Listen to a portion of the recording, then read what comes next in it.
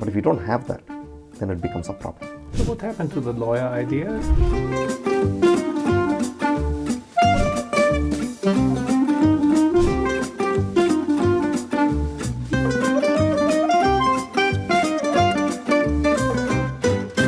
Welcome to the next episode of Endoscopy Essentials. Today I welcome an old friend, Shyam Varadarajulu, for simplicity called V, right? That's correct. So welcome, Shyam. We go into some endoscopic topics later at later episodes. If you allow me, let's start with yourself. Absolutely. Can you tell us a little bit about your background? You're coming from India, as everybody knows. To which extent was the medical career predetermined, or did you step into it, or do you have any medical background, your family? Tell us a little bit. I was born in a place called Kadalur. It is in the southern part of India, in the state of Madras. And there were no doctors in my family.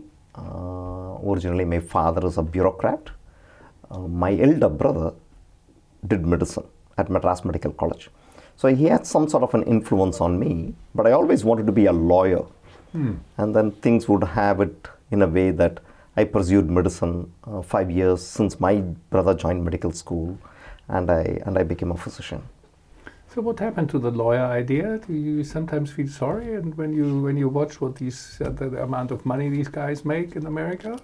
I think if I had been a lawyer, I would have pursued politics. My grandfather was a very popular politician. He was in the freedom struggle. He was part of the Indian National Congress Party. He had won elections multiple times, and there were not many people in my family who took politics. So if I had been a lawyer, I don't think I would have pursued law. I would have gone into politics. Which is a difficult area, always was, but is even more, right? I think in medicine we can help a few people. Yeah. In politics you can help a population. I think I would have been a successful politician, but I didn't do too bad in medicine either. Or a combination of both, since you are head of the department now in Orlando, so I think you probably need some politics, don't you? I do, on a day-by-day basis, yes. And you studied medicine in India? That's right. At the same Madras college, like yes. Your brother? Madras Medical College is the second oldest medical college, and also had the first female doctor in the world who graduated during the British period. So it's a college of having a lot of distinguished physicians who have graduated, yes. And how did you get to the United States? I graduated in 1993. My brother was in England. He was doing a registrar job. So I went and spent some time with him. And I did a rotation at a hospital called Ruckle Hospital in Scotland. There was a young infectious disease specialist who told me I have to go to the United States to have a broader specialization in medicine. So I then went to the US. I had relatives in Houston. I went to US, and then I applied for my residency and took a job in Rochester, New York, which is where I did my internship and residency in medicine. I guess the Indian medical system has been heavily influenced by the British system, I guess, or was there an independent, all the time independent branch or method to practice medicine? Yes, I think the Indian system is the old British system. There weren't much changes even during my time, but recently things have changed a lot in the curriculum and so on. But our system is a British system, very clinical focused. So why US versus UK? Because the guy in Scotland told you should go to the US, which was the holy country of medicine at that time, and maybe still is, because there are these very famous universities where all the knowledge concentrates. Primarily when you're coming from somewhere in Asia, there are two places where you go to medicine. The most popular being England and then the United States.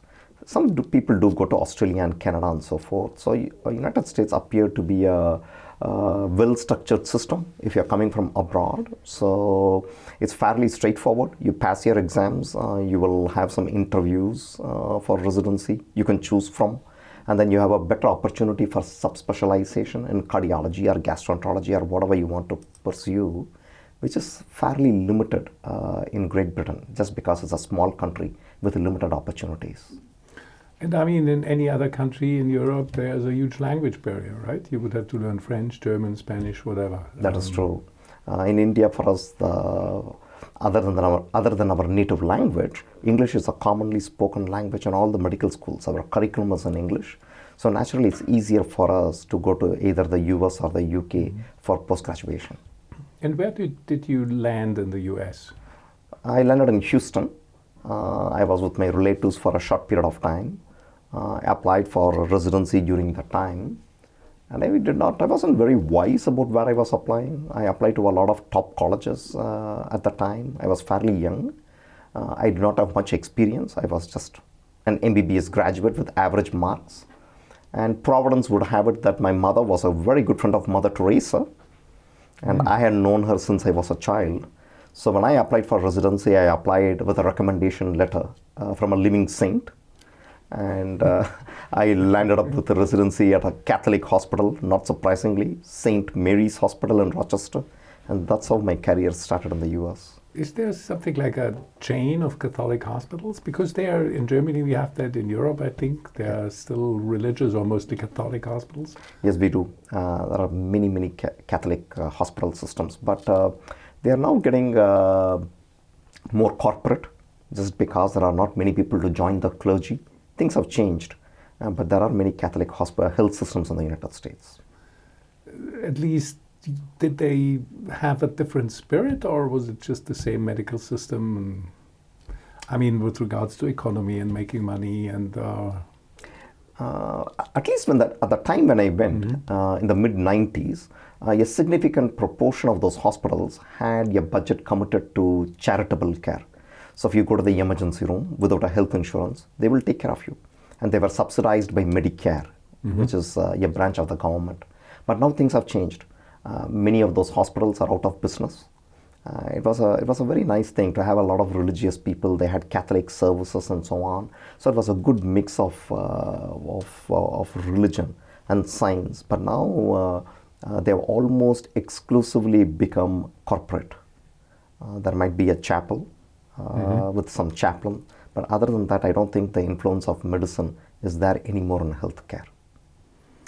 So, I mean, religion is pretty strong in the US, at least what we sense from abroad. That's amazing. Is it just the Catholic religion sort of vanished, or are any other hospital chains with a religious impact? I don't think you're right. Religion is actually very popular in the United States more than any part of the world. I think it's an important part of the fabric of the culture. When it comes to healthcare, it's become 100% corporate. They are not managed by the clergy, and there is no influence for the church over the way how hospitals and health systems are managed, although some of them are named after Catholic saints and so on. So it is now only administrators who manage those hospitals, and there might be some church services and pastoral care for patients. But beyond that, religion does not have any role in administering hospitals.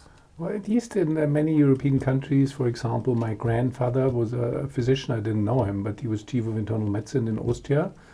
And the nurses were Catholic nuns. So they get up at 4 o'clock in the morning, and then they went to the mass at 10 o'clock and went to bed. So it was probably a super cheap and super efficient service. That happens in other parts of the world. In places like India, there are a lot of Christian hospitals and so on. And they do a marvelous job providing great care for patients. But the US healthcare system has transformed significantly, and there is no going back. As maybe in many Western countries, but we're getting on a different track. So back to medicine. I mean, you are very strong in publishing. You have a superb scientific career. Was that there from the very beginning, or did you have a mentor who brought you there? I had two doctors in our family. One is, they're also called Dr. V's. One is Dr. Venkatasamy, G. Venkatasamy. He's an ophthalmologist. He founded a healthcare chain called Arvind Hospitals. They are actually the largest eye care chain in the whole world. He was a very close relative of mine through my mother's side. He had severe rheumatoid arthritis. He raised all his siblings on his own. He remained single and established a healthcare facility where nobody is turned away. They perform close to 1 million or more eye surgeries every year. And whether you have insurance, whether you can pay, not pay, it doesn't matter. You provided world-class care. And they have close to 50 or 70 hospitals all across the country. And they do a lot of cutting-edge research and publications and so on. So he had a very positive influence on my family side for me. And the second was a plastic surgeon. He was also called Venkataswamy. He's from a college called Stanley Medical College. He established the first hand reconstruction department in the country, and he was phenomenally successful, a great role model, a very humble and a honest person who's probably done in his department close to 1 million hand reconstruction surgeries throughout his career. So these were two wonderful people who had a great influence in my career. So they must have been very good organizers on the one hand, and also have specific interest in research. So that means they inspired you that medicine is a little bit more than daily care. It's trying to find out what's behind and whether we are doing good things or not. Is that true? That is true. I think both of them were just not only clinically very gifted, but they also did a lot of charitable care for patients. They were beyond their times. They had live demonstrations even those days. They brought in overseas doctors who frequented their departments. They visited other countries as visiting professors. So in some form they were celebrity doctors, but not without the glamour. These people were extremely ethical and highly professional. And so there was something other than just taking care of patients for me. When I saw them, I knew that medicine was more than just taking care of patients alone. Live demos? Yes, that's correct. How did that work? Those days, surgeries were transmitted, but it was very rudimentary. Mm-hmm. So people would congregate in a hospital auditorium, and something will be transmitted out of the operating room to a small group of people.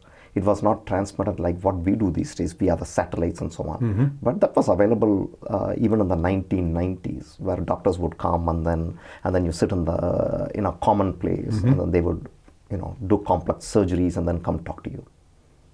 So people could follow. There were cameras in the yes. ORs, or yes, there were cameras in the OR, and it was like we do now. Yeah, probably a little primitive. The audio was always a problem. Mm-hmm. You could see, and sometimes you can't hear, or you can hear and you can't see. But they were ahead of their time. That happens nowadays from time to time as well. So the classical first question is, "Can you hear me?" Yeah? That's correct. Yeah. Still, so not so much has changed. So tell us a little bit about your further career. So you were in Alabama, Birmingham for a long time? Yes, I did my residency in Rochester, New York at St. Mary's, and then I did a gastroenterology fellowship at the University of Connecticut with James Friston. He was at the time the AGA president. And then I went to South Carolina. I did an advanced fellowship with Peter Cotton and Robert Haas. So I did 2 years of EU as an ERCP, and I took my first job at University of Alabama at Birmingham. We call it UAB. And I was very fortunate to work for a short period of time with Basil Hirschowitz, the inventor of the fiber optic endoscope. And he was also my neighbor at Mountain Brook, Alabama. And it was a good group. I spent 10 years in Birmingham, and that I think was if I look back at my career, that was probably the most productive and active part of my professional life. Did you work with him also scientifically? I did not work with him scientifically, but he had a room next door in my office, and he lived a few doors from where I lived. Mm-hmm.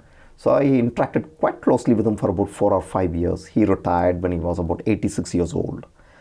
But I would see him on a weekly basis, both at work or sometimes socially where I lived.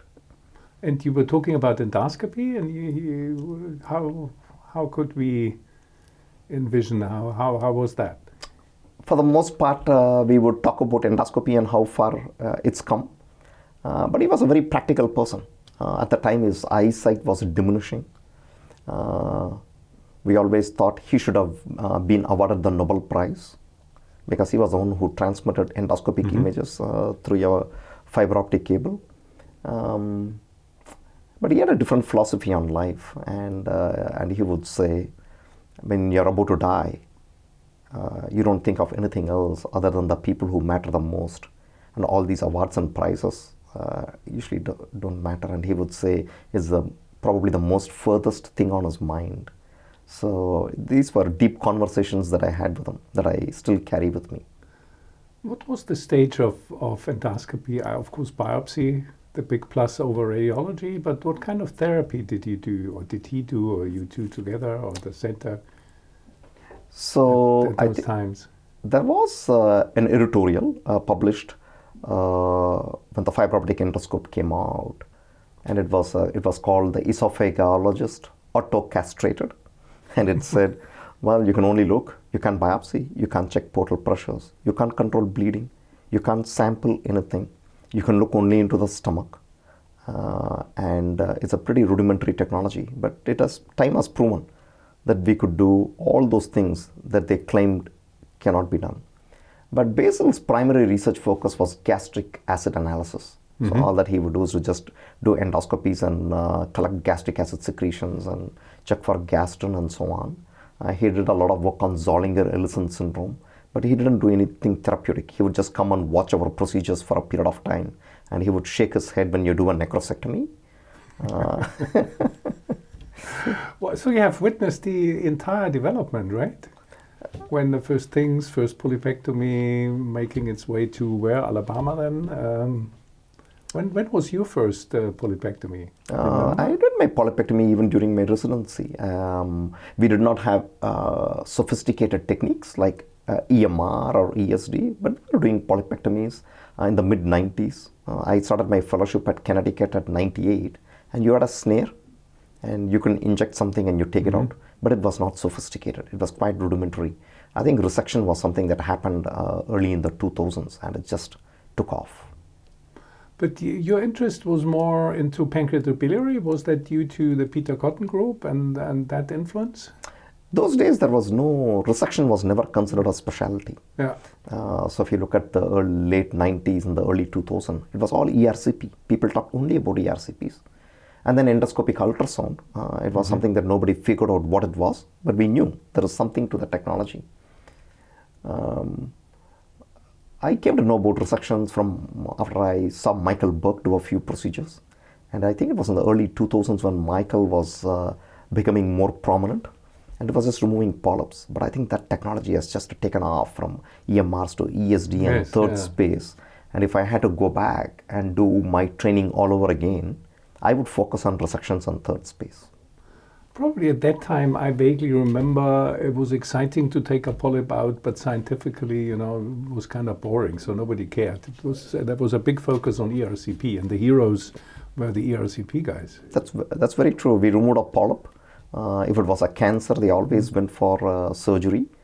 We didn't have sophisticated parameters. We didn't talk about resection margins and polypectomy, whether the base is clear and so on. I think that field has undergone an enormous transformation.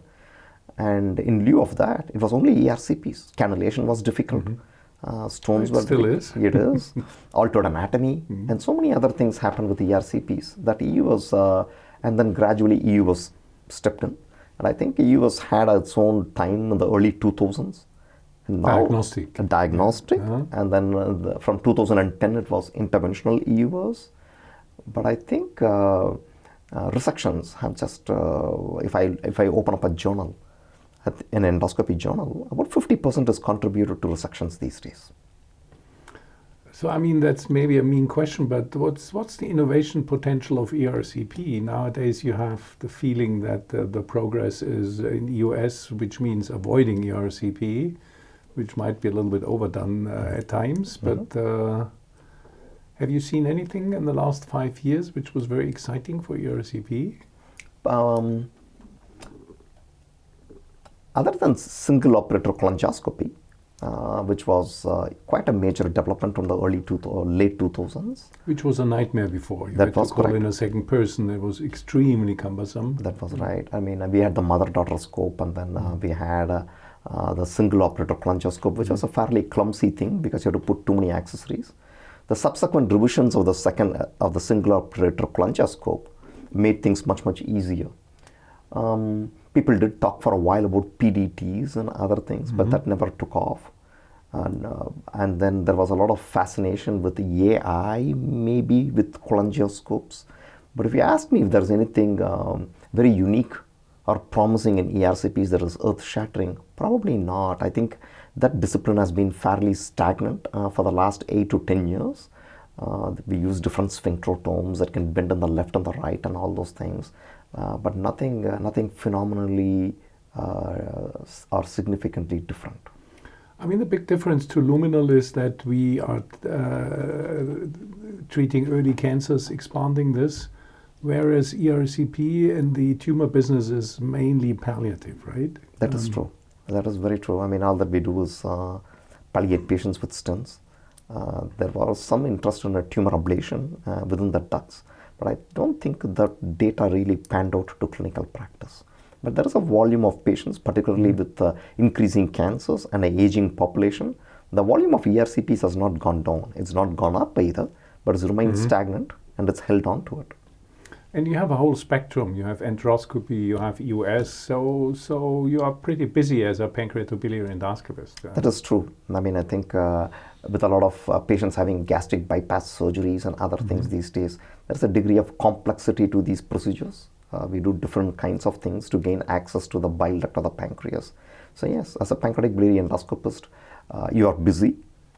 Do you have a lot of innovations? I think it's quite slow compared to other disciplines. So you are now in Orlando in a private hospital, but still doing a lot of research. What's your perspective for the years to come? What do you want to achieve, or what would you advise if you have a young fellow coming and saying, "Here, I want to become an endoscopist"? What would you tell this guy? Think back of yourself coming to the States. There's a young guy from wherever, and Dr. V, I'm hot. I'm burning for endoscopy. I think those days we had no options, so we just went and did what was available. And I picked up pancreatic biliary because that's where things were happening. Now, if there would be someone who would ask me which branch of endoscopy should I pursue, I would ask him if he's interested in just performing a clinical service, or he wants to pioneer a technology or a technique and do some clinical research. If it is the former, if he just wants to do a clinical practice, you must do some pancreatic biliary work. You must know ERCP is a basic EUS. You can refer out complex patients to expert centers. But I think learning how to do good polypectomy in EMR is a requisite these days. I would ask him to focus more on resections, the basics of resection. If somebody is interested in doing research and write grants, then I think they've got different options. They have to go to an academic centers. You still can do a lot of research on pancreatitis and so on. You can do a lot of research on interventional EUS, but more so on third space endoscopy and resections, where I think there's a great potential for research, but much less well-designed clinical trials. And pancreatic biliary, since this discipline has been there for a longer time, the quality of research is much more mature, much more randomized. The designs are robust compared to resections. So if somebody wants to come now and start an academic career, they should go into resections and do high quality research. You're mentioning research, and you said if somebody wants to do, but shouldn't this be more integrated, at least in the training, that people start thinking a little bit? I mean, you're very proud if you're able to do something manually, which requires a long training, and then you get it, and here I am, and it's the best thing in the world. But this type of skepticism, isn't that very important? Do you teach that to your fellows and people? I guess so, isn't it? I mean, during their fellowship, we do talk about it. The US healthcare system is fundamentally very different from what you practice in Europe. And it's got some similarities with Asia. When you graduate, these days in the United States, there are 3 ways in which your career can take off. You can go to an academic center and practice clinical medicine and pursue research. Or you go to a private hospital like where I work, or you can go to what we call a venture capital fund, where the venture capitals own chains of practices and thousands of doctors. So if you go to a venture capital, which is a fairly attractive model, where you're paid a salary for X amount of work you do, there is no provision for research. In a private institution like mine, when I do research, it comes out of my time. I go to work at around 6. I almost never come home before midnight. And I complete my clinical work at around 5 o'clock. I've got some colleagues who are also devoted to research, and we are there until midnight. And all our weekends, when I'm in Orlando, is also dedicated to my research work. So I can make it work. And there's an infrastructure. They will provide you with research nurses and statisticians and so on. Academic hospitals, yes, you do have a protected day. But to be successful, you need to write grants. They have a small pool of research resources available, but that is not enough to be successful. But you have to also be clinically productive to make your salary. Mm-hmm. So in the US, what I call, there is no free bread available. Everybody has to do clinical work to generate a salary. So the priority for research with a new generation of doctors coming out is I would say, is unfortunately declining for research interests. But will there be more maybe economic interests in things like biobanking or AI, where you could find something which could become a product? It could. Via research? It could. But what until then? That is a pie in the sky. Like a startup. Right. That's a startup. Yeah. It's going to happen maybe 10 years down the line, but you can't bank on what might or may not happen. When you go to work, let us all face it, we all have to generate a salary. So you're more concerned about your day-to-day living and your clinical practice. So research is not on the top of your priority list unless you work for the National Institute of Health or some sort of a federal health agency, where changes are coming even now at those places. But that's usually more basic research, where people are totally devoted, and that's a different job description. Clinical research gets jammed in the middle. Huh? That's very true. I think basic science research is streamlined. You can apply for several grants. Clinical research is difficult to get funding. It has to be an exceptionally good project. It has to be multi-center. There are a lot of great investigators who do clinical research. It is just, you have to persevere. So when you apply for these grants, the success is about 5% at the first time.